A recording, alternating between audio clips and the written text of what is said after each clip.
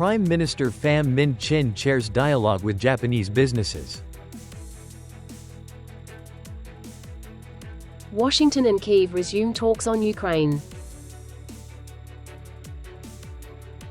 Rising fuel prices impact multiple sectors of daily life. Hello everyone, you are watching today's news on NTV channel. My name is Đăng. Let's get started. On March 21st, at government headquarters, Prime Minister Pham Minh Chinh chaired a high-level dialogue with Japanese businesses. The event was attended by Japan's ambassadors to Vietnam, Ito Naoki, along with leaders from Vietnamese militaries, local authorities, and representatives of major Japanese corporations and business associations.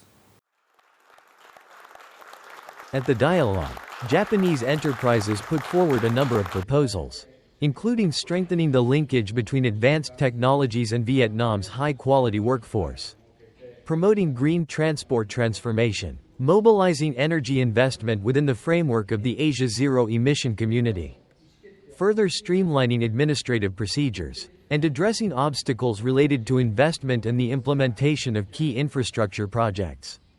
Ambassador Ito Naoki affirmed the strong support of the Japan government, noting that Japanese businesses have high expectations for Vietnam's ongoing reform efforts and are keen to further expand cooperation, thereby contributing to shaping a new growth model for the country.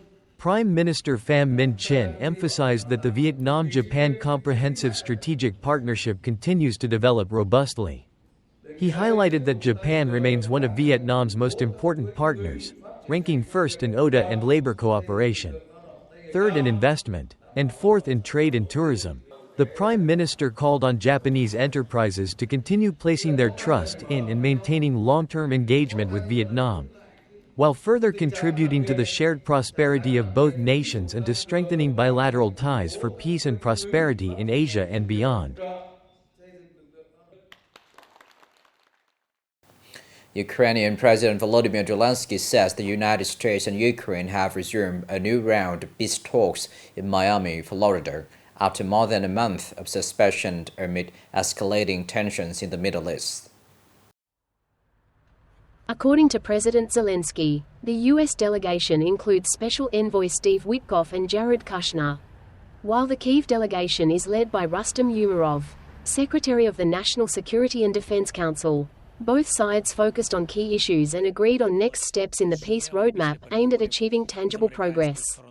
President Zelensky said discussions will continue on March 22, stressing that a key factor at this stage is assessing Russia's willingness to move toward a resolution to end the conflict. As the conflict in the Middle East continues to shake global energy markets, several Southeast Asian countries are moving quickly to cut risk and stabilize their economies. In Singapore, which relies heavily on imported natural gas for about 95% of its electricity production, authorities have warned that power prices could rise if supply is disrupted. The government is urging residents and businesses to conserve energy, increase the use of public transport, and accelerate the shift toward clean energy. Meanwhile, Cambodia has introduced strong measures to curb domestic fuel prices by reducing import and value-added taxes on gasoline and diesel to zero. Fuel prices in Cambodia have surged, with gasoline up around 40% and diesel rising as much as 74% since the conflict began. More than 400 fuel stations have also temporarily shut down due to supply shortages. In Laos, the government has reduced in-person school days from 5 to 3 per week to help cut transportation costs for citizens amid rising fuel prices.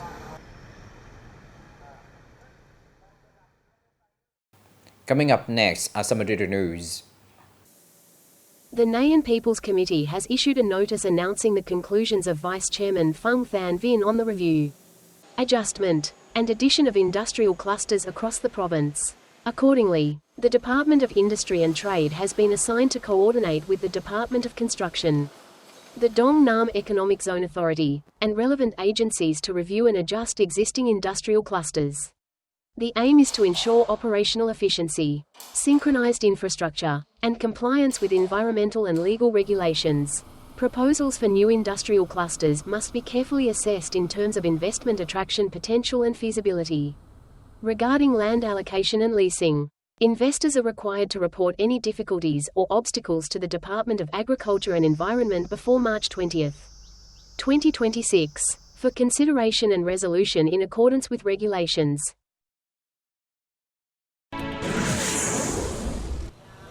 Petrolimex is accelerating comprehensive measures to expand the rollout of E10RON95 biofuel gasoline as early as April.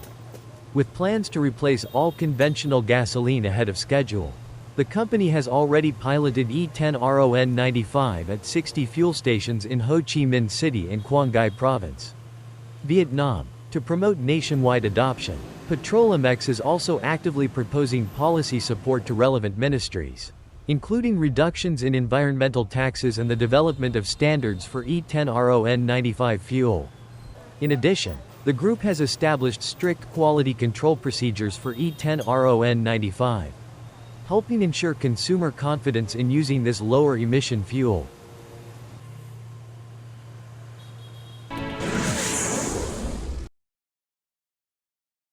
According to the latest update of the Henley Passport Index released in March 2026, the Vietnam passport ranks 84th globally, up 2 places compared to January 2026 and 7 places higher than in 2025. The index measures passport strength based on the number of destinations accessible without a visa. Vietnamese citizens can now travel to 48 destinations visa-free or with simplified entry procedures such as visa on arrival or electronic travel authorization.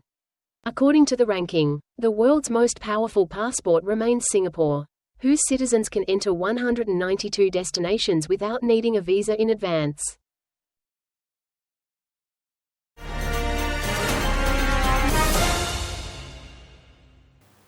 Rising fuel prices driven by the conflict in the Middle East are affecting many aspects of daily life.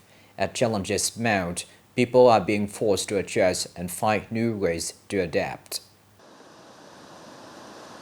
Prices of vegetables and produce at farms have recently remained low. Even when brought to local markets, they are often not enough to cover production costs.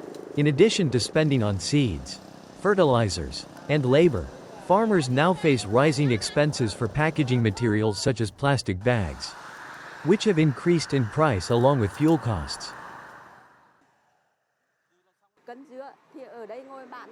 For every kilogram of pineapples we sell, the profit is only about 1,000 VND, not including losses. Plastic bags used to cost 30,000 Vietnamese dongs per kilo, but now they've risen to 42,000. Some types have even increased from 27,000 to 50,000 Vietnamese dongs per kilo. Essential food and consumer goods are among the most affected. As fuel prices rise, daily expenses are putting greater pressure on households.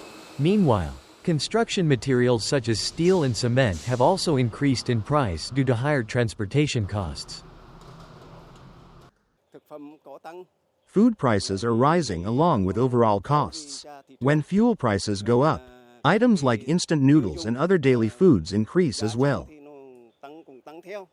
Prices are going up across the board, making life more difficult. For businesses, even a slight increase in fuel prices can quickly drive up other costs. The situation in the Middle East remains unpredictable, making it difficult to foresee how fuel prices will evolve. In response, the government and relevant authorities are rolling out measures to help contain rising consumer prices at the same time. People are calling for more effective market management to ensure prices remain stable and reasonable as living costs continue to climb.